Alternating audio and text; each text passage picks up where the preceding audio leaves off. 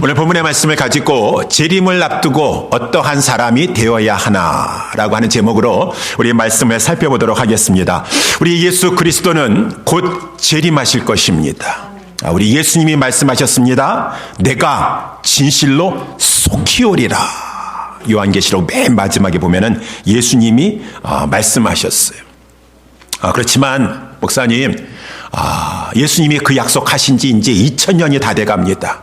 그럼에도 불구하고 우리 주님 오시지 않으셨습니다. 라고 이렇게 우리가 생각할 수도 있겠지만 주님의 시간 관념은 우리의 시간 개념하고 다릅니다. 천양지차입니다. 하늘과 땅 차이만큼 많은 차이가 나요.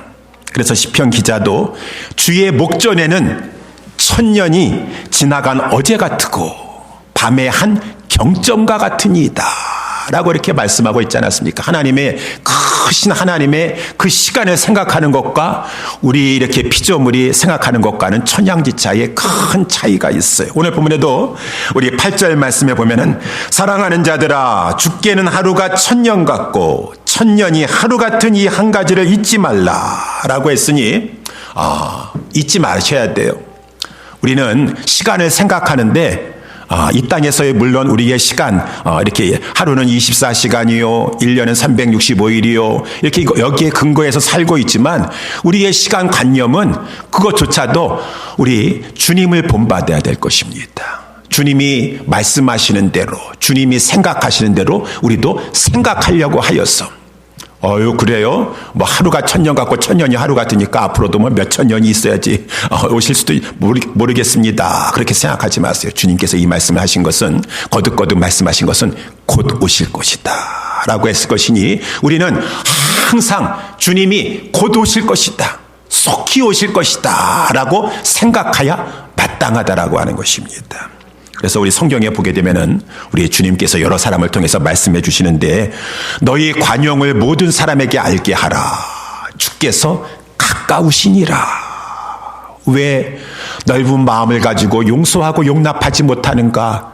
지금 주님이 가까이 와 계시는데 가까이 오셔가지고 너 왜 용서하지 못했냐?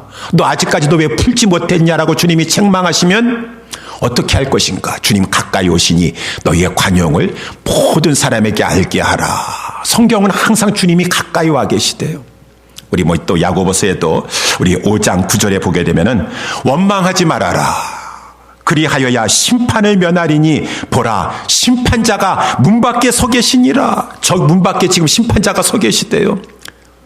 이 주님의 심판 재림이 가까이 임했다라고 하는 것입니다. 우리는 이러한 말씀을 가지고 우리의 시간 개념을 가지고 또 1000년 지난 다음에 주님이 오실까 말까 누가 알겠습니까? 라고 그렇게 생각하면 안 되고 주님의 말씀에 근거하여서 성경에 근거하여서 지금 주님이 바로 문 밖에 서 계시는 것처럼 가까이 와 계시는 것처럼 우리 인간적인 세속적인 그러한 시간 개념으로 생각하지 마시고 언제든지 주님은 곧 오셔서 내가 주님 앞에 서게 될 그 시간이 내일일지 오늘 오후일지 저녁일지도 모른다라고 하는 것이에요. 맞아요. 우리가 개인적인 종말에 들어가서 주님의 재림을 맞이할 수도 있는 것이고 제가 이렇게 새롭게 하소서라든가 많은 간증 프로그램을 이렇게 듣다 보면은 왜 이렇게 우리 아빠들도 이렇게 나와서 간증하시는 분들 보게 되면은 대부분 부모님이나 특별히 아버지가 어려서 일찍 돌아가셔가지고 가정이 힘들어가지고 잘 살다가 고생해가지고 막 그런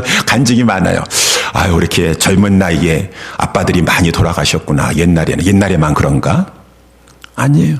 옛날에 그런 우리 인간사가 그런 것이요. 언제 하나님이 젊고 싱싱하다 할지라도 나 부르실지 몰라요. 젊은 아빠라 할지라도 주님이 부르실지 몰라요. 그러니까 우리는 언제든지 내가 개인적인 종말에 들어가서 우주적인 종말로 맞이하도록 하나님께서 그때 깨워주시든 간에 우리는 항상 종말이 가까웠다라고 하는 것을 잊지 아니하고 늘 임박한 재림 속에서 우리가 깨어 신앙생활 해야 될 것이니라 라고 하는 것이에요. 근데 그렇게 생각하지 않는 사람들이 있으니 우리 3절 4절에도 보게 되면은 3장 3절 4절 보게 되면은 먼저 이것을 알지니 말세에 기롱하는 자들이 와서 기롱한다는 것은 막 놀린다라는 것이죠. 저들은 종말이 있을 것이라고 생각하지 않습니다. 말세가 있을 것이라고 생각하지 않습니다. 자기의 정욕을 쫓아 행하며 기롱하여 가로되 주의 강림하신다는 약속이 어디 있느냐. 조상들이 잔후부터 만물이 처음 창조 때와 같이 그냥 있다노니라. 이 하늘과 땅이 사라지고 새 하늘과 새 땅이 열린다고? 그럼에도 불구하고 아직까지도 천지 창조하신 그 하늘과 땅이 그대로 있도다 라고 하면서 막 기롱하는 자들이 있다라고 말하고 있어요. 그 사람들 말에 같이 휩쓸려 가지고 주님 재림 안 하십니다. 주님 재림 같은 거 없습니다. 우리는 그냥 이 세상에서 정욕을 좇아서 세상 쾌락이나 누리면서 즐겁게 살아갑시다. 거기에 따라가면 안 된다라고 하는 것이요. 오늘 본문의 말씀에도 보게 되면은 9절 말씀에 주의 약속은 어떤 이에 더디다고 생각하는 것 같이 더딘 것이 아니라 라고 이렇게 말씀해 주고 있어요. 더디지 않다라는 것이 항상 재림은 나중에 한참 있다 올 거야. 내가 사는 날 동안에 재림은 없을 거야. 그렇게 생각하지 말라라는 것이 항상 주님이 말씀하신 대로 지금 주님이 문 밖에 와 계시다. 언제라도 주님이 나를 데려가실 수 있다라고 하는 그러한 사실 속에서 항상 우리는 깨어 있어야 된다라고 하는 것이요. 주님이 오실 때가 다 됐어요. 근데도 아직까지도 또 오시지 않냐고 계속 연장시키는 것은 오늘 본문에 나와 있는 것처럼 9절 말씀에 오직 너희에 대하여 오래 참으사 아무도 멸망치 않고 다 회개하기에 이르기를 원하시느니라. 여기 너희라고 하는 것은 불신자를 말하고 있는 것이 아니에요. 불신자가 다 회개하고 예수 믿어야지 주님이 오신다라는 그런 말씀이 아니에요. 여기 너희라고 하는 것은 하나님의 택하신 백성들. 택하심을 받았다 할지라도 아직 진정으로 회개하여서 구원함을 이루지 못하였고 여러 가지로 준비가 안 됐어요. 예비가 안 됐어요. 그래서 구원을 받지 못하였기 때문에 우리 주님이 지금 임박한 시간이 다 되었음에도 불구하고 그 택자 가운데 아직 회개하여 구원받지 못한 자가 이제 구원받을 수 있게 마지막 라스트 미닛을 우리 주님이 기다리고 계신다라고 하는 것이에요. 그래서 이제 오늘 본문의 말씀처럼 주님은 곧 오실 것이다.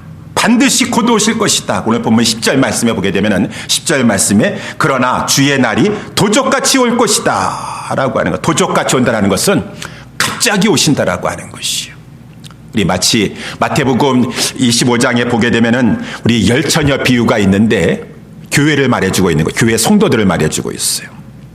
이 교회에 이 10명의 처녀가 있는데 처녀 중에서 5명은 미련한 처녀들이요, 5명은 슬기로운 처녀들이에요. 이 미련한 처녀들은 준비가 안 됐는데 준비가 됐다라고 생각하고 있어요. 그래서 이 기름이 준비가 안 됐는데 이 등만 들고서는 기름을 준비하지 않은 채 그냥 신랑 예수를 맞이할 재림을 기다리고 있고, 이 슬기로운 처녀들은 기름과 이 등을 같이 이제 준비하고 있는 것이요. 그런데 이제 드디어 이제 신랑이 오시는 것입니다. 자, 신랑이 이제 오나보다, 신랑이 오나보다 라고 했어요. 그래가지고 막 깨어가지고 이제 신랑 맞이 준비하려다 보니까 미련한 처녀들은 그때 가가지고 자기 자신이 준비가 안 된 줄 알았어요. 아이고, 내가 준비가 안 됐네. 기름이 준비가 안 됐네. 라고 하면서 옆에 있는 사람 보고 막 기름을 빌려려고 했는데, 아이고, 이거 기름은 나눠 쓸 수 있는 것이 아니야. 나 혼자 써도 이거 부족해. 어서 빨리 기름을 파는 자에 가가지고 기름을 사가지고 오도록 하라. 라고 해서 그 기름 살려고 잠깐 자리를 비운 사이에 신랑이 빨리 갑자기 와가지고 마치 이거 도적이 어찌 그 집에 그 시간에 잠깐 자리를 비웠는데, 집을 잠깐 비웠는데, 야, 정말 그 비운 시간을 어떻게 알고 도적이 거기 그때 들어왔냐 그 말입니다. 그 5명의 미련한 처녀들이 그때 가가지고 준비가 안 됐었는데 잠깐 그 기름을 갈아 사러 간 사이에 주님이 신랑이 딱 오셔가지고 그만 이 슬기로운 처녀들은 그 안에 들어가게 되고 미련한 처녀들은 문이 닫혀가지고 들어가지 못하게 되는 그러한 일이 있다라고 하는 것이죠. 그러니 이제 말씀에 나와 있는 것처럼 주님이 오실 때가 되어서 이제 오신다 했는데 막상 오신다고 하여서 보니까 준비가 안 돼가지고 잠깐 자리를 비우는 사이에 도적이 들어와서 집안을 터는 것 같이 우리 주님이 이 구원을 가르는 수가 있으니, 구원받는 자와 구원받지 못하는 자가 갈라지는 경우가 있으니, 이제 오늘 본문의 말씀에 나와 있는 것처럼 우리 주님이 오시면은 이 땅은 어떻게 됩니까? 이 하늘도 불타 없어질 것이에요. 그리고 땅도 불에 체질이 녹아질 것입니다. 그래서 모든 것이 다 죽이 말리듯이 사라져버릴 것이고 없어지게 될 것이고, 우리 그랬고 나서 이제 새 하늘과 새 땅이 내려올 것이다. 그래서 우리 12절 말씀에도 보게 되면은 하나님의 날이 임하기를 바라보고 간절히 사모하라. 그날에 하늘이 불에 타서 하늘도 없어져요. 노아의 홍수 때에는 이 땅만 심판을 받아가지고 하나님께서 새로운 이렇게 또 역사를 베푸셨지만 생물체를 다 죽이고 이제는 하나님께서 우리 예수님 재림하실 때는 하늘과 땅이 다 불에 타서 없어져 버리고 새 하늘과 새 땅이 이제 우리에게 펼쳐져서 그 안에 들어가야 되지 않겠습니까? 들어가야 되지 않겠습니까? 그러면 준비가 돼야 된다 그 말입니다. 물론 믿음으로 준비하는 것이지만 믿는 자에게 따르는 것을 오늘 말씀을 살펴보면서 정말 내가 믿는 자이기 때문에 이것을 준비하고 있는가? 그래서 오늘 본문의 말씀의 제목을 가지고 제목은 11절에 나와 있는 대로 너희가 어떠한 사람이 되어야 하겠느냐. 이제 종말이 임하여서 이 땅은 이제 다 없어지게 될 것이고 새하늘과 새 땅이 임하게 되는데 그 전에 너희 택함 받은 너희들은 준비가 돼야 된다. 준비되어 있느냐. 이 두 가지를 생각하라라고 하는 것이요. 그래서 우리 하나님께서 말씀하시는 두 가지 우리가 어떠한 종류의 사람이 되어야 될 것인가. 영어 성경에 보니까 What kind of people ought you to be. 우리는 어떠한 종류의 사람이 되어야 될 것인가. 오늘 두 가지를 주님이 말씀하신다 그 말인 것입니다. 첫 번째 어떠한 사람이 되어야 되겠습니까? 첫 번째는 경건한 사람이 되어야 된다라고 하는 것이죠. 그래서 이제 11절에 보니까 우리 거기 앞에 우리 11절을 제가 잘라놨는데 우리 11절 상을 한번 먼저 보면은 이 모든 것이 이렇게 풀어지리니 너희가 어떠한 사람이 되어야 마땅하뇨. 마땅히 어떠한 사람이 되어야 되겠느냐라고 하면서 이제 11절 하바 이렇게 보면은 거룩한 행실과 경건함으로라고 하는 것이요. 경건한 자가 되어야 된다. 경건이라고 하는 것은 원래 이 놀라다, 두려워하다라고 하는 그런 의미가 그 단어에 포함되어 있어요. 놀라고 막 두려워하는 것이요. 깜짝 놀라고 두려워하는 것입니다. 그래서 영어 성경으로 보니까 여호와를 놀라고 두려워하는 것을 fear라고 하는 것이 우리가 막 fear, 공포, 무서워하는 것을 가지고 영어로 fear라고 하지 않습니까? 이 God fear를 하나님을 두려워하는 것, 하나님을 경외하는 것. 이 경건한 자인 것이죠. God fearing 이렇게 말할 수 있습니다. 왜 하나님이 두렵습니까?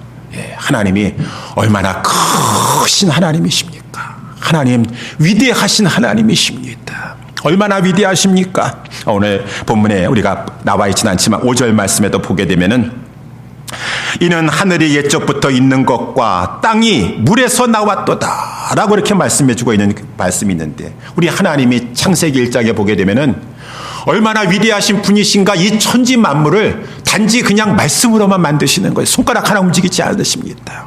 말씀으로 다 만드시는데 특별히 1장 9절에 보게 되면은 천하의 물이 한 곳으로 모이고 묻이 드러나라 라고 하시니 그대로 되니라. 이야, 우리 하나님이 이 천하의 태평양과 대서양과 그런 모든 물들이 다 모여라. 그리고 이제 묻은 드러나라 라고 하시니까 그 말씀 한마디에 이 어마어마한 대륙과 이 물들이 막 그렇게 움직이면서 물이 한 곳에 모이고 막 묻이 드러나가지고 대륙이 드러나고 막 그러한 일이 펼쳐지게 됐다는 것이죠. 우리 하나님의 창조의 위대한 능력이 창세기에 벌써 보여주사 하나님이 이렇게 위대하신 크신 분이시다. 오늘 본문 또 7절에도 보니까 이제 하늘과 땅은 그 동일한 말씀으로 불사르기 위하여 지금 간수되어 있다. 경건치 아니하는 사람들의 심판과 멸망의 날까지 보존하여 두신 것이다. 하나님이 창조하신 것을 지금도 하나님께서는 모든 것을 말씀으로 유지시키고 계세요. 보존하시고 간수하시고 그랬다가 여기 나와 있는 것처럼 마지막에는 하나님께서 이 어마어마한 이 하늘과 땅의 모든 우주라 할지라도 다 없어지게 만드실 것이에요. 하나님의 그 크시고 위대하신 그 놀라우신 것. 우리는 그니 이 일기의 피조물이 그 어마어마한 크신 하나님 앞에 두려워하지 않을 수가 없는 것이죠. 놀라지 않을 수가 없는 것입니다. 하나님이 이처럼 크고 위대하신 분이시구나. 하나님을 알면 알수록 두려워하지 않을 수가 없어요. 근데 그 하나님께서 오늘 우리 디모데후서 3장에 또 보게 되면은 거듭 말씀하시는 것이 사랑하는 자들아 이렇게 말씀하세요. 오늘 3장 1절에도 보니까 사랑하는 자들아 내가 이 둘째 편지 베드로 전서와 베드로 후서를 너희에게 보내준도다. 8절에도 보니까 사랑하는 자들아 이 한 가지를 잊지 말아라. 야, 또 14절에도 보니까 그러므로 사랑하는 자들아 이것을 바라보나니 라고 하면서 새하늘과 새 땅을 주실 것을 말씀해 주시고 17절에도 그러므로 사랑하는 자들아 라고 하시면서 이렇게 늘 말씀하시는데 하나님이 이렇게 우리에게 사랑하는 자들아, 그렇게 크고 위대하신 하나님께서 우리를 사랑하시셔서 우리는 죄인이고 참으로 하나님 앞에서는 아무것도 아닌 존재임에도 불구하고 내가 너희를 사랑한다. 하나님이 정말 어떻게 우리를 사랑하셨습니까? 그 하나님의 사랑하는 독생자 예수 그리스도를 우리를 위해서 십자가에 내어주시기까지 하나님께서 우리를 사랑한다. 내가 너희를 이처럼 사랑한다. 내가 너희를 구원하기 위해서, 죄와 영원한 형벌에서 구원하기 위해서 그 값으로 내 아들을 십자가 죽는데 내어주기까지 내가 너희를 사랑했고 지금도 너희를 사랑한다 라고 우리 주님은 말씀하고 있는 것이죠. 그 크신 하나님께서 이렇게 나 같은 자를 우리를 사랑하시다니요. 그러니 우리는 경건한 마음을 품지 않을 수가 없어요. 한편에서는 경건한 마음이라는 것은 정말 놀랍고 두려운 마음을 가지고 있으면서도 크고 위대하신 하나님이 나 같은 자를 사랑해 주신다라고 하는 이 사실 앞에 하나님 앞에 황송한 마음으로 그 은혜에 정말 감사하는 마음으로 주님을 사랑하는 마음, 이것이 경건함이라고 하는 것이에요. 경건한 마음의 자세. 하나님을 크고 위대한 분으로 정말 존귀한 마음으로 어려워하면서도 그 하나님이 나를 사랑하신대라고 하는 사랑하는 마음, 이 마음이 경건한 마음이에요. 여러분, 모든 것은 마음속에서 나오는 것입니다. 그렇게 하나님을 크고 위대하신 분으로 또 사랑하는 마음을 가지고 하나님을 이렇게 경외하면 그 마음으로 행함이 따라오게 되니 오늘 본문의 말씀은 우리 11절 하반절에 나와 있는 대로 경건과 거룩한 행실이 따라오게 되는 거죠. 경건한 마음의 자세 속에서 거룩한 행실이 따라오게 되는 거예요. 거룩한 행실은 여러 가지 많이 있겠지만 다 살펴보면 시간이 부족하기 때문에 오늘 본문에 나와 있는 대로만 살펴보면 12절, 13절, 14절에 나와 있는 대로 늘 이 하나님 앞에서 경건한 마음을 가지고 거룩한 행실을 취하는 것은 하나님의 날이 임하기를 바라보고, 하나님이 죄악 많은 세상 가운데 살고 있지만 하나님의 그 나라, 새하늘과 드디어 궁극적인 새하늘과 새 땅이 임하기를 원합니다. 하나님의 날이 임하기를 바라보고 간절히 사모하며 그날의 이 심판과 대종말의 심판 가운데 하늘이 불에 타서 없어지고 체질이 뜨거운 불에 녹아질 것이고, 우리는 그의 약속대로 하나님의 통치하시는 세계, 우리가 살고 있는 이 세계는 죄악에 관영한 세계예요. 악한 자가 통치하는 세계입니다. 그렇지만 의로운 통치가 있는, 의가 항상 통치하고 거하시는 주님이 통치하시니까 그 새하늘과 새 땅, 영광스러운 그 하나님의 나라 세계에 우리가 들어갈 것을 바라보는 것. 그러면서 14절 말씀에 나와 있는 대로 그러므로 사랑하는 자들아 너희가 이것을 바라보나니 주 앞에서 점도 없고 흠도 없이 평강 가운데 나타나기를 힘쓰라. 우리는 경건한 마음을 가지고 점도 없고 흠도 없는 거룩한 행실을 하면서, 그렇기 때문에 이 죄악 많은 세상에 경건하게 살고자 할 때는 핍박이 있어요. 그래서 육체적인 고난도 당하지만, 핍박이 있지만 그래도 우리의 마음은 평안해요. 내 영혼 평안해. 여러분, 우리가 죄를 지으면은 내 영혼이 불안합니다. 그렇지만 우리가 주님과의 관계가 늘 하나님 안에서의 그러한 복된 관계, 정상적인 관계에 있으면 그러한 핍박과 환난 가운데서도 기뻐할 수 있고 평안을 누릴 수가 있어요. 그러니까 평안 가운데, 그래서 우리가 이 죄악 많은 세상 가운데서도 늘 경건한 마음을 가지고 거룩한 행실을 행하려고 힘써야 돼요. 그래서 세상이 나를 얼마나 미워하고 핍박하든지 간에 하나님께서 약속하신 그 말씀을 붙잡고 그리스도 예수 안에 있는 그 하나님의 사랑에서 아무리 세상에 환난이나 기근이나 정신이나 위험이나 칼이나 그 어떤 갈지라도 하나님과 나 사이를 끊을 수가 없는 것이고, 하나님의 사랑 안에서 나를 끊을 수가 없는 것이고, 그런가 하나님 안에서 평강을 누리게 되는 이러한 삶을 살아가도록 하라. 그때 하나님이 주님이 임재하셔서 그러한 흠도 없고 점도 없는 것 가운데 영혼의 평안을 누리고 있는 자가 복될 것이니라 라고 하는 것이요. 그래서 우리가 늘 하나님 안에서 거룩한 행실, 이렇게 점도 없고 흠도 없으려고 노력하셔야 될 것입니다. 주 앞에서라 그랬습니다. 주 앞에서. 여러분, 주님 앞에서, 크고 위대하신 주님 앞에서 무엇을 두려워하겠어요? 우리 주님이 그렇게 위대하시고 크시고 창조주시오, 주권자시오, 우리의 구원자시오, 우리의 심판자가 되시는데 그 어떠한 것을 두려워하겠습니까? 하나님만 두려워할 뿐이죠. 하나님, 사람 두려워하지 아니하고 환경 두려워하지 아니하고 문제 두려워하지 아니하고 하나님만 두려워하는 것이요.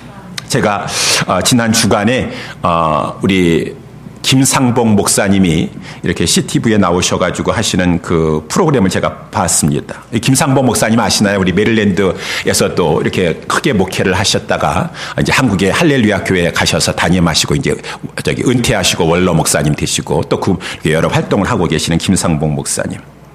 그분을 이렇게 그 간증을 들어보는 것 가운데 은혜가 참 됐습니다. 우리 김상범 목사님은 부모를 이렇게 북에 두고서는 형제와 함께 남쪽으로 이렇게 피난 오신 분이었어요. 중학생 때, 중학교 때 피난 오신 분이 있었습니다. 그래서 부모가 없는 하늘 아래에서 고생을 많이 하셨는데 그 간증을 들어보니까 얼마나 하나님의 축복해 주셨는지 모르겠어요. 은혜를 많이 베풀어 주셨어요. 물론 그 축복은 믿음을 통해서 왔습니다. 그래서 결정적인 순간에 그렇게 아무것도 없고 부모도 없는 하늘 아래서 그와 같이 이 형하고 같이 이렇게 살고 있는 것 가운데 하나님께서 그 앞길을 열어주시는데 결정적인 순간에 좋은 사람 만나게 해주시고 은혜를 입게 해주시고 길이 열려지게 도와주시고 미국까지 오게 해주시고 미국에서도 이렇게 돕는 자를 붙여주시고 하나님이 늘 도와주시는 것이에요. 근데 이제 그런 하나님의 은혜와 축복을 믿음을 가지고 얻었다라는 것입니다. 그러니까 이제 아나운서가 우리 김상범 목사님한테 물어보는 것이에요. 목사님, 중학교 때서부터 어떻게 이렇게 목사님은 담대한 믿음을 가지고 계셨어요? 이 중학교 때 와가지고 막 담대했습니다. 하나님 앞에 기도하고 도전하고. 그러니까 또 길이 열려지고 막 그러는 것이에요.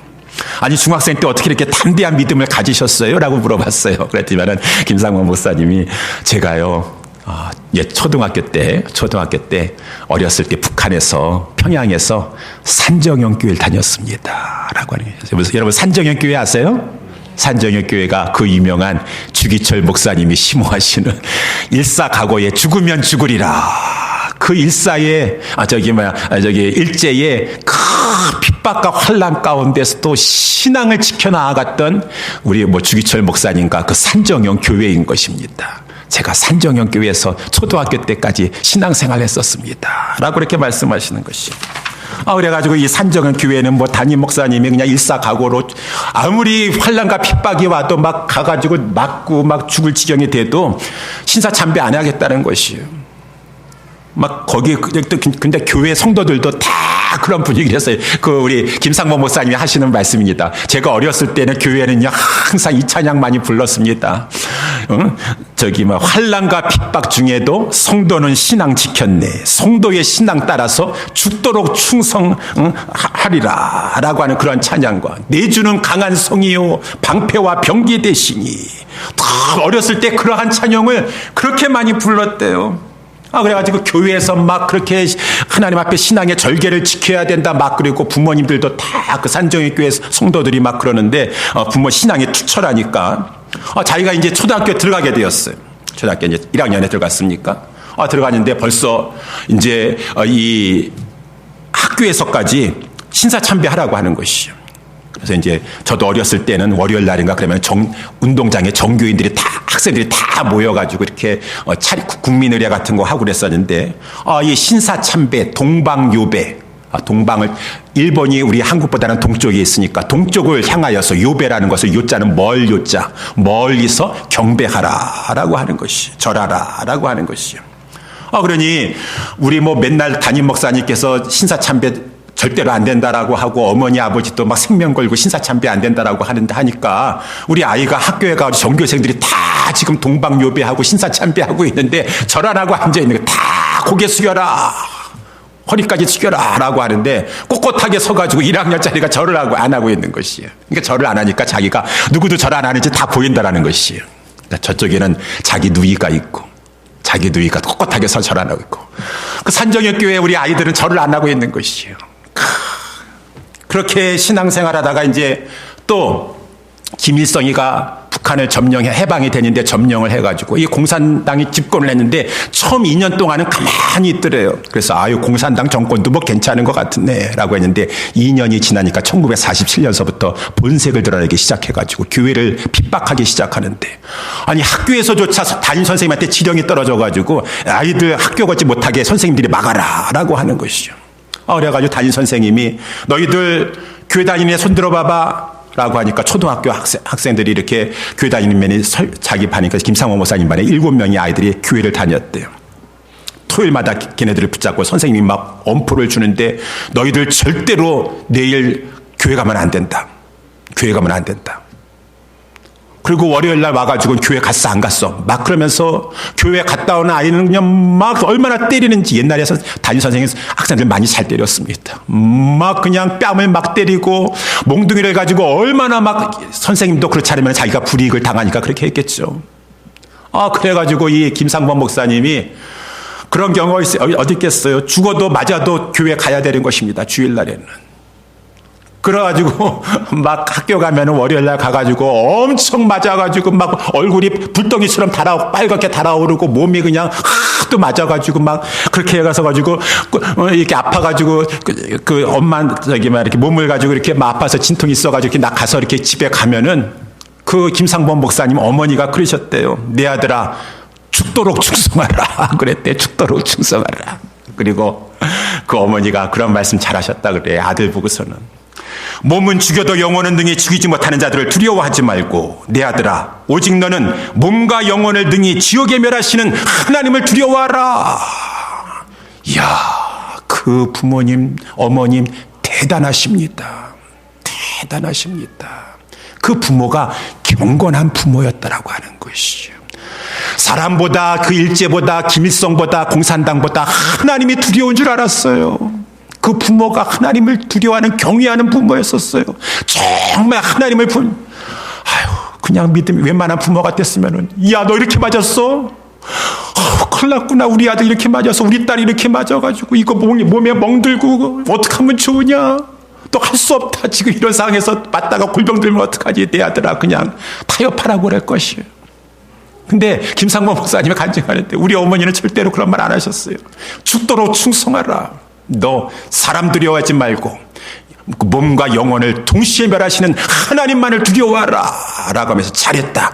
우리 어머니가 빨간 사과 쳐다가 주면서 끝까지 너 죽도록 충성해야 될 것이니라 라고 어렸을 때 교회에서 가정에서 그렇게 훈련받았다라고 하는 것이 그렇게 훈련받았다는 것이 여러분 그럴 때 몸이 물론 얼마나 핍박이 힘들겠습니까? 그렇지만 그 심령은 하나님 앞에 평안하다라는 것이에요. 몸이 편하자고 하나님 앞에 부끄러운 생활하면서 내 몸만 편하자고 하겠습니까? 아니에요. 평강 가운데 사세요. 몸이 매맞고 힘들고 어렵다 할지라도 하나님 앞에서 우리 지난 베드로전서 4장 14절에도 너희가 그리스도의 이름으로 욕을 받으면 복이 있는 자로다. 영광의 영이 너희와 함께 하시니라. 주를 위해서 고난 받으려고 하면은 핍박이 있어서 몸이 고달프고 매를 맞아가지고 여러 가지 힘들고 경제적으로 어려울지 모르겠지만 주님의 성령이 그자와 함께하고 계시다라고 하는 것입니다. 그러니 주님의 성령님이 주시는 평안이 있고 기쁨이 있고 그 평강 가운데 있다가 주님이 재림하신다 할지라도 그러한 상황 속에서 주님을 마셔야지 내 몸 편하게 해가지고 하나님 앞에 부끄럽다 할지라도 아니야 나는 건강이 최고야 내 몸이 최고야 주님 당장이라도 내일 부르시면은 그 앞에 가서 부끄러워서 어떻게 하시려고 그러시지 하나님 앞에서 평강 가운데 나타나시려고 하시고 이제 베드로후서에까지 말씀을 살펴보지만 이제는 앞으로 우리 가운데 어떠한 일이 닥칠지 몰라요. 말세에 큰 고통하는 때가 온다 그랬어요. 배도와 배교의 시대가 이제 올 것입니다. 그래서 지금서부터라도 캔슬 컬처라는 것이 지금 우리 주류 언론에서 보도를 안 해서 그렇지 이제는 불이익을 당해요. 여러분 내가 이제는 정말 더 만약에 상황이 악화되면은 예수 믿는 것 때문에 소셜 미디어에서 쫓겨날 수 있습니다. 할 수 없어요. 할 수 없는 그러한 상황이 돼요. 소셜 미디어에서 매장되면은 어떻게 사람들과 릴레이션십을 갖기가 힘듭니까? 내가 예수 믿는 것 때문에 은행 어카운트가 우리 은행에서는 당신 어카운트를 캔슬시키겠습니다 라고 통보가 내려올지 몰라요. 전화도 사용하지 못할 때가 올지 몰라요. 여행도 못하게 될지도 몰라요. 그러한 시대가, 물론 우리는 그러한 시대가 오질 않고 고요하고 평안한 중에 단정하게 신앙생활 잘할 수 있게 되기를 원하지만, 하나님의 뜻 가운데 하나님의 섭리 속에서 우리에게 큰 고난의 때가 우리에게 찾아올 수도 있다라고 하는 것입니다. 그랬을 때 어떻게 살아야 될 것인가? 그때 또 거짓 선지자들이 더 많이 나타날 것이에요. 여러분, 시대가 이렇게 됐어요. 이것도 다 하나님이 허락하시는 것인데 좋게 생각하셔요. 좋게 편하게 생각하셔. 그렇게 어렵게 무슨 경건, 신앙의 절개 그런 거 필요 없어요. 그냥 하나님 이것도 다 이해하셔. 우리 다 사랑하셔. 하나님 그러니까 편안하게 신앙생활 하세요. 거짓 선지자들이 우리 지난주 말씀 나온 것처럼 다 우리를 미혹한다라는 것입니다. 또 많은 사람들은 다 그 얘기 듣고 나가지고 왜 이렇게 산정원 교회는 신사참배 한다고 하나님이 지옥 가게 하시겠어? 뭐 신앙의 절개? 그냥 저 큰 교회도 다 신사참배하면서 다 그렇게 하니까 그냥 편안하게 신앙생활 다 잘하고 있잖아. 저 주기철 목사님 너무 고리답답하시고 그냥 원칙대로만 하시려고 그러시고, 저 사람들 다 우리 저 교회는 다 이렇게 그냥 편안하게 하고 있으니까. 여러분, 괜히 그냥 다 시키는 대로 다 하세요. 그냥 신사참배하려면 신사참배하고, 동방요배하려면 동방요배하고, 하나님 다 이해해 주시오. 사랑하시오. 많은 거짓 선지자들이 나와가지고 그 고난의 때에 다 편하게 신앙생활 할 수 있도록 할 때 여러분들 거기에 끌려가시겠어요? 속아 넘어가시겠어요? 지난주 말씀한 것처럼 분별력을 가져서 진리 따라 살아가셔야 된다라고 하는 것입니다. 경건한 그래서 이제 배도의 때가 와요. 배도가 된다 그래가지고 완전히 기독교를 저버리지 않는다고 할지 모르겠지만 하나님 말씀 저버리는 것이에요.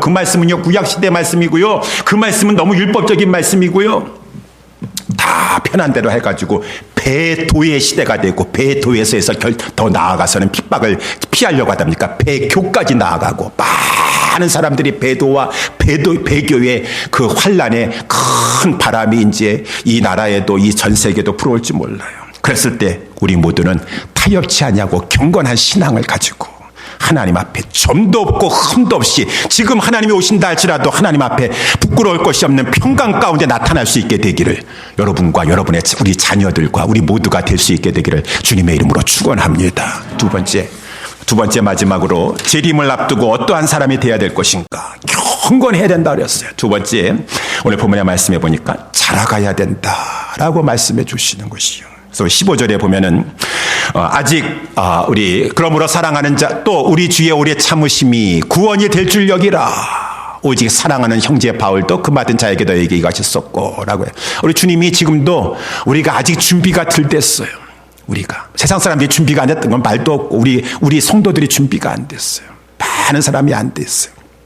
그래서 지금 오래 참고 계시는 것이요. 이때는 준비할 때예요. 빨리 준비할 때예요. 영적으로 빨리 자라나가야 될 때라는 것입니다. 기회를 잃지 말고 우리 예수 그리스도를 아는 지식 가운데 자라나가야 된다는 것이죠. 오늘 보면 16절 말씀에도 보니까 이런 16절 세 번째 줄에 보게 되면은 무식한 자들과 굳세지 못한 자들이, 이 말이 원래 한 단어입니다. 관사가 하나로 묶여져 있어요. 그러니까 무식한 자가 굳세지 못한 자라는 것이요. 이 말은 무슨 말입니까? 왜 굳세지 못해요? 영어로 보니까 굳세지 못한 것은 unstayable한 것이요. 왜 이렇게 스테이업을 하지 못하세요? 왜 이렇게 요동치세요? 왜 이렇게 자꾸 불안해가지고 왜 이렇게 굳세게 강하고 담대하지 못하세요? 그 원인이 무식하기 때문에 그래요. 하나님을 모르기 때문에 그래요. 예수 그리스도가 어떠한 분이신지 모르니까 상황만 바라보고 문제만 바라보고 항상 불안해가지고 하나님이 도와주시지 못하시는 것처럼, 하나님은 죽은 하나님이신 것처럼 굳세게 서가지고 좀 강하고 담대해야 되는데 하나님을 알지 못하니 굳세지 못한 것이요. 하나님을, 다니엘서 우리 11장 32절에 오직 자기 하나님을 아는 백성은 그 환경과 그 상황이 어려운 가운데서도 신앙의 용맹을 강하여 바랄 것이니라. 그러니까 무식하기 때문에 굳세지 못한 것이에요. 이 무식한 것이 원인이라는 것입니다. 무식한 것이. 흔히 우리는 뭐 세상 지식이 없는 것이 무식한 것이 아니라 정말 우리가 하나님이 어떠한 분이신가 알고 있는가, 예수 그리스도께서 어떠한 분이신가 알고 있는가, 이것을 알아서 아는데 자라나가야 될 것이라는 것이 오늘 본문의 말씀의 내용이라는 것이요. 이 무식한 자들은 하나님을 알지 못하고 그러니까 그저 상황에 타협하려고 하고 형편에 타협하려고 합니다. 그러니까 저 거짓 선지자들, 선지자라고 하지만 선지자 아닙니다. 거짓 선지자를 해가지고 항상 타협하려고 하고 자기만 타협하려고 하는 것이 아니라 다른 사람들을 끌고 들어가가지고 여러분 괜찮습니다. 하나님 다 이해하셔. 뭐 그렇게 신앙생활 안 해도 하나님 다 용서해 주시오. 억지로 끌려가고 성경 말씀도 다 자기 구미에 맞게끔 그렇게 지어내가지고 그렇게 하다 보니까 사람들은 그것도 알지 못하고 비슷비슷한 것 같으니까 거기에 끌려가서 멸망에 이르게 된다 그 말입니다. 그래서 이제 오늘 본문의 말씀에 17절에 나와 있는 그대로 그러므로 사랑하는 자들아 너희가 이것을 알라 이것을 미리 알았은즉 저 무법한 자들, 하나님의 말씀을 가지고 하나님 말씀대로 법대로 살지 아니하고 무법한 자들, 그들이 미혹하는 것에 끌려가지 말라 그 말입니다. 그러면 너희들도 거기에 신앙이 굳세돼서 떨어지게 될 것이니까 너희가 굳세돼서 떨어질까 항상 삼가하면서 마지막 18절 말씀 이제 우리 10까지 18절 19절 말씀인데 18절 말씀에 보게 되면은 오직 우리 주 곧 구주 예수 그리스도의 은혜와 저를 아는 지식에서 자라가라. 라고 하는 거예요. 자라가야 돼요. 그러니까 그 하나님을 아는 지식에서 예수 그리스도를 아는 지식에서 자라나갈 때 어떠한 상황에서도 흔들리지 않냐고 굳건하게 설 수가 있느니라 라고 하는 것이죠. 그래서 우리 주 예수 그리스도의 은혜와 저를 아는 지식이라고 했으니 우리 주 예수 그리스도의 은혜, 뭐 가장 큰 은혜는 대속의 은혜, 구속의 은혜, 나 같은 죄인 살려주신 그 속죄의 은총인 것이죠. 하나님의 주님의 은혜인 것입니다. 그것부터 시작하여서 우리 주님이 우리의 지금 삶 가운데서도 우리와 동행해 주시고 우리를 살펴주시고 우리를 도와주시고 계세요. 은혜 가운데 인도하고 계세요. 그 은혜를 통해서 주님을 알 수가 있습니다. 주님 살아계시는구나. 주님이 나를 돌보아 주시고 계시는구나. 주님 인자하신 하나님이시구나 라고 하는 것을 우리가 이렇게 몸소 깨달을 수 있으니 그것이 바로 여기서 말하고 있는 정말 진짜 지식이라고 하는 것입니다. 이론적인 지식이 아니라 우리 주님 부활하셨대 살아계시대 그런 것이 아니라 주님 정말 살아계시는구나. 그 주님은 나의 주님이시구나 라고 하는 이 고백이 나올 수밖에 없는 이 지식을 얻으라고 하는 것이요. 자라가라고 하는 것이요. 우리 지난번에 우리 그 크리스찬 재무 상담사 우리 젊으신 분인데 젊지만은 아마 나이도 좀 있는 것 같은데 근데 아주 젊어 보여요. 그래가지고 그 말씀을 하는데 그 아주 신실해 보이고 신앙이 있으신 그런 분 같습니다. 이분이 어렸을 때는 아버지가 잘 살아가지고 현대 이 자동차에 뭐 이렇게 그 부품을 납품하는 큰 회사였었던 것 같아요. 그래서 아버지가 얼마나 잘 살았는지 그 어렸을 때 200평이 되는 그런 지식에 집에 막 그냥 자동차도 두 대 세울 수 있고 집 안에다가 옆에서 아버지가 잔디밭에서 골프 치는 연습장이 있을 정도로 큰 집에 어렸을 때 이렇게 살았었대요. 그리고 이 아들은 이제 장성해가지고 대학교 졸업하고 인류 대기업에 들어가고 또 아버지도 잘 사니까 아파트 33평짜리인가 이렇게 해주기도 하고 그러니까 이 아버지가 이제 오너니까 그 회사의 오너니까 자기 아들을 가지고 임원 중에 하나로 명단에 집어넣기도 하고 이렇게 했었다 그러더라고요. 그랬는데 아버지가 그때 IMF가 오면서 부도를 맞게 되었어요. 그래서 완전히 아버지가 망하게 되었는데 아버지만 망할 뿐만 아니라 자기 아들도 거기에 임원으로 있고 거기 아버지가 무조건 와가지고 어려우니까 사인하라 그래가지고 사인 다 했더니만은 연대보증에 들어가가지고 완전히 그냥 뭐 33평 아파트서부터 해가지고 자기 모든 것 그때 지금 자기는 결혼해가지고 이제 얼마 안 된 상황이었는데 다 날아가게 됐어요. 다 날아가게.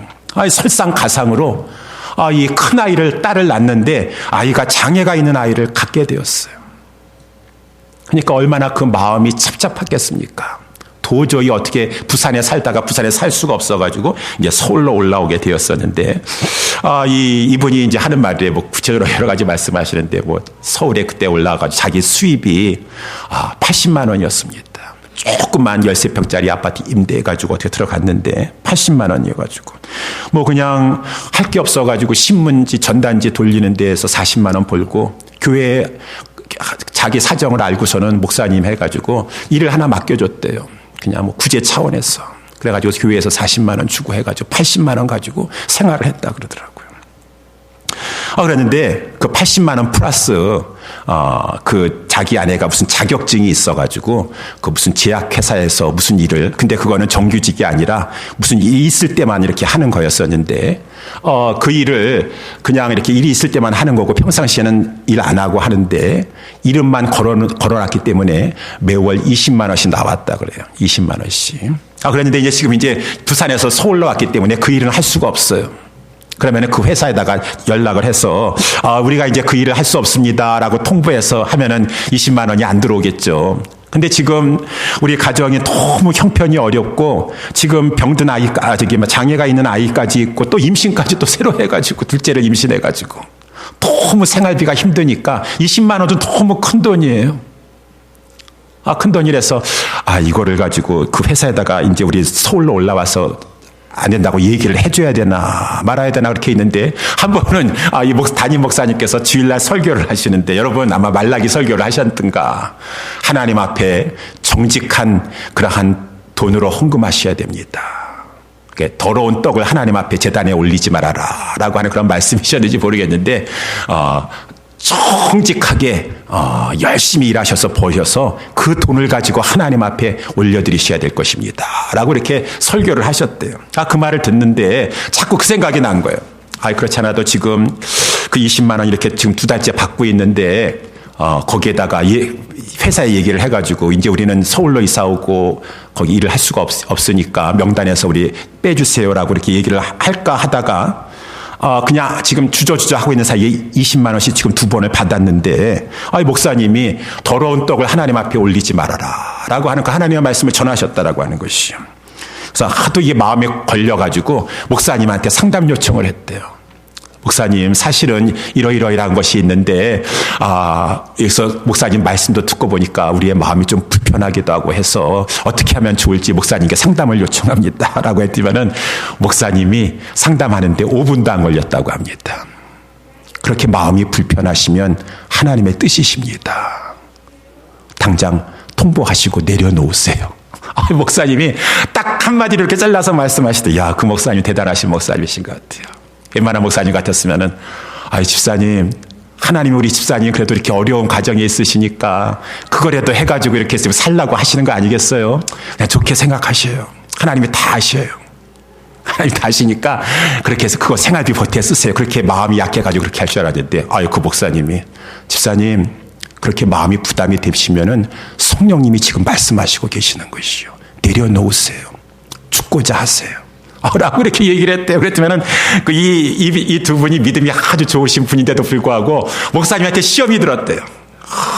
역시 목사님은 하나님만 알지 우리 양떼들의 형편은 모르시오 라고 해가지고 막 시험이 들고 우리 성도의 삶도 모르고 현실도 모르시고 어떻게 저렇게 5분도 안 돼서 매몰차게 막 얘기할 수가 있는가 막 시험이 들어요. 근데 이들 부부가 그래도 믿음이 있어요. 그래서 마음은 아팠지만 또 두려웠지만 우리 순종합시다 라고 이렇게 했다 그래요. 그래가지고 그거를 정말 20만 원까지 없으면 우리 애들 병원비도 치료비도 내야 되고 어떻게 해야 되나 라고 이렇게 하는 상황 속에서 있었었는데 일주일도 안 돼가지고 이분이 이제 막 학습지하고 신문을 막 집집마다 돌리는데 어느 집에 이 사회복지사 그 국장으로 있는 집이 있었나 봐요. 근데 그 국장이 그 이분의 그 상황 어려운 형편, 그 아기가 정상화가 아닌 애가 있는데 또 둘째까지 임신하고 정말 힘들게 상황을 아시고 이 국장님이 힘을 쓰셔가지고 그 사회복지한테 잘 얘기를 해서 일주일 만에 일종 생활보호 대상자가 되었대요. 그래가지고 갑자기 통지서가 나와서 앞으로 그 20만 원도 없으면 치료비도 약값도 돼야 되는데 모든 가족 식구들 우리 첫째의 병든 애뿐만 아니라 모든 가족 식구들의 다 병원비가 무료될 뿐 아니라 최저 생활비보다도 80만 원이 적다 그래가지고 그 차이만큼 최저 생활비만큼 13만 3천 불이 13만 6천 원이 통장에 이렇게 매월 들어올 수 있도록 조치가 취해졌다라고 하는 것이죠. 그 그 일을 하고 나서 이 두 부부가 그렇죠. 하나님 살아계시는구나. 하나님이 다 보고 계시는구나. 하나님이 우리 형편 아시고 하나님이 우리 모든 것을 지금 보고 계시고 인도하고 계시는구나 라고 하는 것을 체험적으로, 물론 그 전에도 이 부부가 다 믿음을 알고 있었죠. 하나님 살아계시죠. 하나님 보고 계시죠. 하나님 도와주시고 계시죠. 그런데 그 성령님의 인도하신 가운데 순종했더니만 하나님께서 그 분명한 그 섭리의 손길을 나타내 주시니까 더 그 지식이 이제 확고하게 쌓여졌어. 하나님 살아계십니다. 하나님 의지하면서 살아나아갈 때 하나님께서 늘 돌보아 주십니다. 산 지식이 있으니 믿음이 생기는 것이에요. 그래, 우리 하나님께 모든 것을 맡기고 우리 부족하지만 이 세상 살아가는 동안에 점도 없고 흠도 없고 좀 힘들지만 하나님과의 관계에서 평강한 가운데 살아가자. 하나님과의 관계에서 평강한 가운데 살아가자라고 하는 이것을 그 기회를 통하여서 체험하게 되었으니 이것이 오늘 본문의 말씀에 나와 있는 진짜 예수 그리스도를 아는 지식이라고 하는 것입니다. 물론 말씀을 통하여서 우리가 예수 그리스도가 어떠한 분이신가도 알아야 되겠고 그 말씀 앞에 순종할 때 아는 것이고 또한 고난 중에 있었을 때 오히려 주님을 더 알 수 있는 지식이 생기게 되는 기회가 되는 것이니 고난받는 것이 내게 유익이라 이를 통하여서 주의 윤례를 깨닫게 되었느니라. 주님은 우리에게 이렇게 지식을 쌓아가서 이 지식이 쌓여졌을 때 이제 우리에게 인생의 여러 가지 많은 미혹과 시험이 찾아온다 할지라도 어떠한 상황 가운데서도 점도 없고 흠도 없이 하나님만 바라보고 하나님이 내 상황 아십니다. 하나님이 내 형편하십니다. 늘 돌보아 주실 것을 저는 믿습니다. 부족하지만 하나님께 모든 것을 맡기고 거룩한 하나님 부족하지만 점도 없고 흠도 없게 되기를 원합니다 라고 하면서 신앙의 거룩한 생활, 경건한 생활을 영위해 나아가게 된다라고 하는 것입니다. 사랑하는 우리 예수사랑교회 성도님 여러분들이요, 우리 주님이 곧 재림하실 것입니다. 곧 오실 것이요. 한참 있다 오실 것이라고 생각하지 마세요. 곧 오실 것이다. 이제 얼마 있다가 곧 오실 것이다 라고 늘 생각하고 계세요. 그러시면서 우리 살아가는 동안에 하나님 앞에서 경건하게 살아가도록 힘쓰시다. 하나님이 우리에게 경건하게 살도록 다 모든 거 주셔요. 여러분들 신앙이 오늘 본문에도 보니까 자라나가라 라고 했습니다. 자라나가고 계십니까? 5년 전보다 신앙이 잘하셨어요? 안 잘하셨어요? 1년 전보다 잘하셨어요? 안 잘하셨어요? 안 잘했습니까? 전혀 변동이 없습니까? 그러면은 두 가지 이유 중에 하나일 것입니다. 첫 번째는 아직 거듭나지 못했기 때문에, 거듭났으면, 하늘로부터 났으면 그 안에 생명이 있습니다. 영생이 있습니다. 예수 안에 생명이 있고 예수님을 영접함으로 그 eternal life, 그 영생을 여러분 소유하고 있다면 생명은 자라게 돼 있어요. 근데 아무리 시간이 지나도 자라지 않고 있다? 그것은 생명이 없기 때문에 안 자라는 것이고, 두 번째, 왜 자라지 않습니까? 그것은 힘쓰지 않기 때문에 그래요. 물론 자라게 하시는 분은 하나님이세요. 인간의 노력으로 자라게 되는 거 아닙니다. 그렇지만 하나님은 자랄 수 있도록 모든 것을 공급해 주십니다. 마치 자연세계에서도 이러한 식물이 자라려고 한다 그러면은 물이 있어야 되고 공기가 좋아야 되고 햇빛이 있어야 되고, 하나님께서 우리에게 이러한 자연세계에서도 이런 것을 주셔서 생명체가 자라나가게 하시는 것처럼 우리도 생명이 있어요. 생명이 영적인 생명이 자라도록 물을 자연계에 주시는 것처럼 우리에게 말씀을 주십니다. 오늘 본문에도 보니까 3장에 사랑하는 자들아 내가 이 둘째 편지를 너에게 보낸다. 바울을 통해서 말씀을 주시는 것이 2절에도 거룩한 선지자의 예언의 말씀과 사도들의 말미암아 명하신 것을 기억하게 하려 함이라. 하나님께서 신구약 성경을 주시고 우리에게 말씀을 주셨어요. 이 말씀을 통해서 영혼의 양식 말씀을 통해서 우리가 영적으로 자라나가게 되는 것이요. 특별히 또 교회에게 하나님께서 목사와 교사를 주셨다고 하였습니다. 주의 종을 세우셔서 말씀을 증거하게 하셔서 이 생명의 말씀을 통하여 여러분들이 물을 공급받듯이 자연계 식물들이 우리가 영적으로 자라게 하신다라고 하는 것입니다. 그리고 또 공기를 주시는 것이에요. 이 식물들도 우리도 호흡하고 있지 않습니까? 이 기도는 쉬지 않고 호흡과 같이 매일 해야 되는 것이에요. 우리 안에 있는 염려와 불안과 두려움과 그러한 것들을 후 하고 내뱉고 마치 이산화탄소를 내뱉는 것처럼 우리 주님이 주시는 그 이 생명의 이 공기를 가지고 생명력을 기도를 통해서 호흡받는 것이에요. 그래서 우리 기도하고 주님이 우리에게 햇빛과 같은 따스한 여러 가지 은혜의 수단들을 주세요. 우리 이제 부활절 때 성찬식도 하지만은 성찬이 은혜의 방편이라고 하지 않습니까? 말씀과 함께.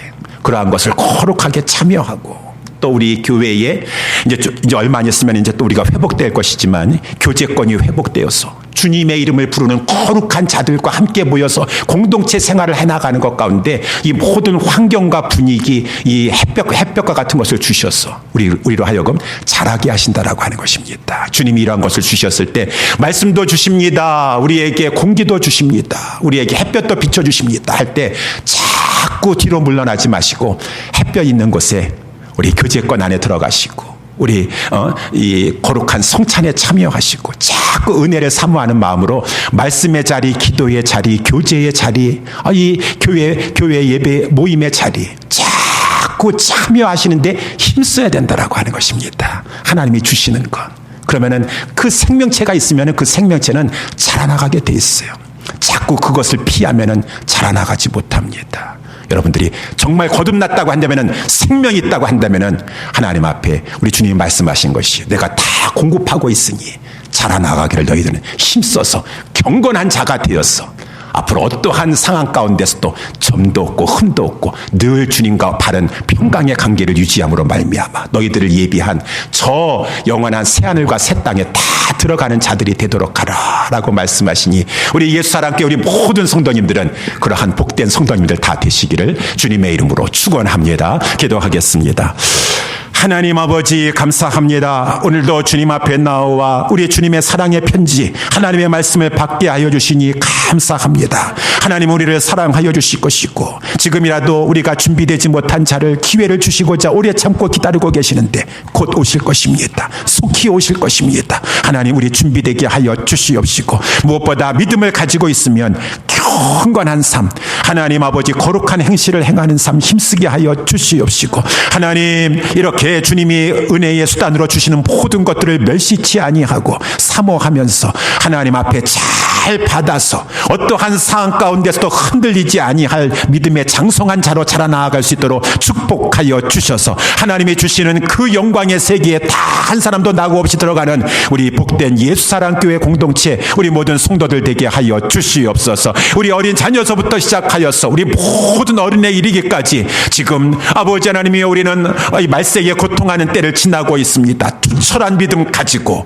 사람 두려워하지 않냐고 환경 두려워하지 않냐고 하나님 능히 살리기도 하시고 죽이기도 하시는 하나님만을 두려워하고 경외하고 무엇보다 그 하나님 사랑하면서 믿음의 아버지 굳건한 성도들로 살아가는 우리 모두 될 수 있도록 축복하여 주시옵소서. 주님 앞에 모든 걸 맡겨드리고 감사하올 때 이 모든 말씀 우리를 사랑하여 주시는 예수님의 이름으로 기도드렸습니다. 아멘.